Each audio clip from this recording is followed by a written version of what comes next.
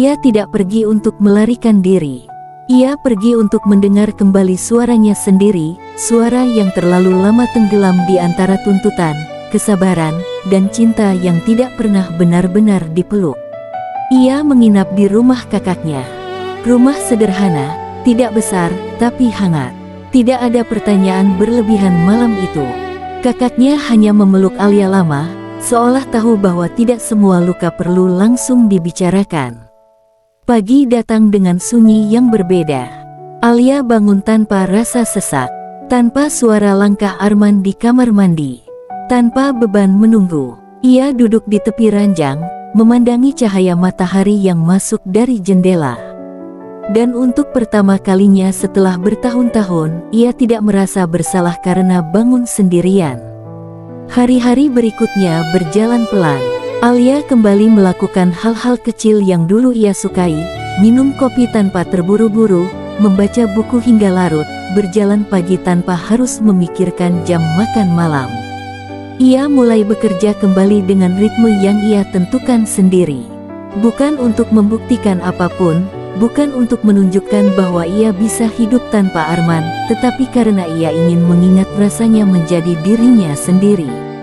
Setiap malam, ponselnya berbunyi. Pesan dari Arman. Tidak banyak, tidak memaksa. Kadang hanya, "Raka hari ini nanya kamu." Atau, "Aku masak sayur kesukaanmu, tapi rasanya nggak sama." Alia membaca semuanya. Ia tidak membalas. Bukan karena benci. Bukan karena ingin menghukum.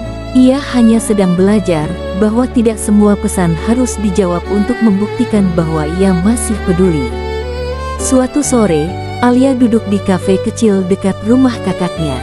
Ia membawa buku, tapi pikirannya melayang. Ia teringat dirinya yang dulu. Perempuan yang percaya bahwa menjadi istri berarti mengalah. Bahwa cinta berarti menunggu. Bahwa bertahan adalah bentuk kesetiaan tertinggi. Kini, ia tahu, bertahan tanpa dihargai bukan kesetiaan, melainkan kehilangan diri sendiri. Ia menutup buku itu. "Aku tidak salah," gumamnya pelan. Dan kalimat itu terasa seperti beban yang akhirnya diletakkan. Beberapa hari kemudian, Alia menerima pesan dari Arman yang berbeda. "Alia, aku tahu aku nggak punya hak minta apa-apa. Tapi bolehkah kita ketemu? Bukan untuk minta kamu pulang. Aku cuma ingin bicara sebagai dua orang dewasa." Alia menatap layar lama sekali. Dulu, pesan seperti itu akan membuatnya berharap. Kini, yang ia rasakan hanyalah ketenangan yang aneh. Ia membalas singkat, "Kita ketemu besok, di taman dekat sekolah Raka." Tidak ada emotikon, tidak ada tambahan kalimat. Namun jari-jarinya tidak gemetar saat mengirim pesan itu. Hari pertemuan itu tiba. Alia datang lebih dulu. Ia duduk di bangku taman, mengenakan pakaian sederhana. Rambutnya diikat rapi, wajahnya tenang. Saat Arman datang, langkahnya ragu. Ia terlihat lebih kurus, lebih lelah. Namun Alia tidak menilai. Ia hanya mengamati, seperti melihat seseorang yang pernah sangat dekat, tapi kini berdiri di jarak yang baru. "Kamu kelihatan berbeda," kata Arman pelan. Alia tersenyum tipis. "Aku baik-baik saja." Kalimat itu bukan basa-basi. Itu kenyataan. Mereka duduk berdampingan, tapi tidak saling bersentuhan. "Aku nggak datang buat minta kamu balik," kata Arman akhirnya. "Aku cuma mau bilang, aku akhirnya jujur sama diriku sendiri." Alia menoleh. "Tentang apa?" "Bahwa aku kehilangan kamu bukan karena Laras, tapi karena aku berhenti menjaga." Alia mengangguk. "Aku tahu. Aku juga sudah mengakhiri semuanya," lanjut Arman cepat. "Bukan supaya kamu kembali, tapi karena aku nggak mau jadi pria yang sama." Alia diam sejenak. "Mas," katanya pelan, "aku menghargai kejujuranmu. Tapi perubahan bukan sesuatu yang bisa aku ukur dari keputusan sesaat." Arman menunduk. "Aku tahu," katanya, "dan aku nggak akan memintamu percaya lagi. Aku cuma ingin kamu tahu, aku belajar. Terlambat, tapi aku belajar." Alia menatap langit. "Aku juga belajar," katanya. Belajar bahwa mencintai diri sendiri bukan egois. Belajar bahwa aku tidak harus hancur untuk mempertahankan rumah tangga. Arman menoleh, matanya berkaca-kaca. Apakah masih ada kesempatan? Pertanyaan itu akhirnya terucap. Alia tidak langsung menjawab. Ia memikirkan Raka. Ia memikirkan dirinya. Ia memikirkan malam-malam sepi yang akhirnya menguatkannya. Aku tidak tahu, jawab Alia jujur.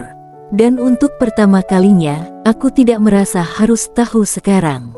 Arman mengangguk, meski jelas sakit mendengarnya. Itu jawaban yang adil, katanya. Saat mereka berpisah, Alia berjalan pulang dengan langkah ringan. Tidak ada rasa lega yang meledak-ledak. Tidak ada kemenangan. Hanya satu perasaan tenang, bahwa apapun yang akan terjadi, ia tidak lagi kehilangan dirinya sendiri. Malam itu, Alia duduk sendirian di kamar, menatap bayangannya di cermin. Ia tersenyum kecil. Aku memilih aku, bisiknya. Dan pilihan itu tidak lagi terasa menakutkan. Karena untuk pertama kalinya dalam hidupnya, ia tahu, jika cinta datang kembali, ia akan datang sebagai pilihan, bukan sebagai tempat bersembunyi dari kesepian. Laras selalu percaya bahwa ia memegang kendali.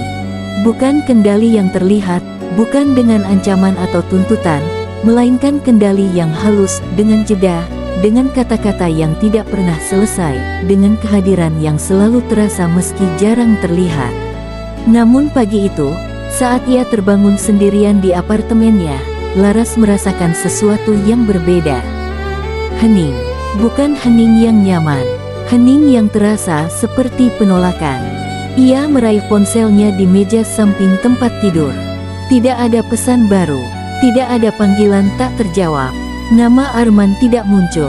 Laras menatap layar itu lama sekali, lalu duduk perlahan. Untuk pertama kalinya, ia merasa tidak ditunggu. Hari itu berjalan lambat. Laras bersiap ke kantor dengan gerakan mekanis. Makeup tetap rapi, pakaian tetap elegan.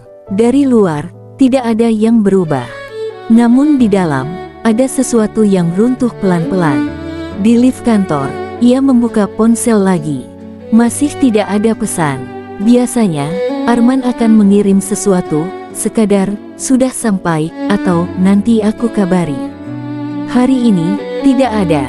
Laras tersenyum kecil pada bayangannya di cermin lift. Tenang, bisiknya. Dia hanya sibuk. Ia mengulang kalimat itu seperti mantra. Siang hari, Laras akhirnya tidak tahan. Ia mengirim pesan. Kamu baik-baik saja. Pesan itu terkirim. Tanda centang biru muncul. Dibaca, namun tidak dibalas. Untuk pertama kalinya, Laras merasakan denyut panik yang tidak bisa ia kendalikan. Ia menaruh ponsel di atas meja, mencoba fokus bekerja. Namun huruf-huruf di layar komputer berbaur. Tangannya dingin. Ia tidak terbiasa diabaikan.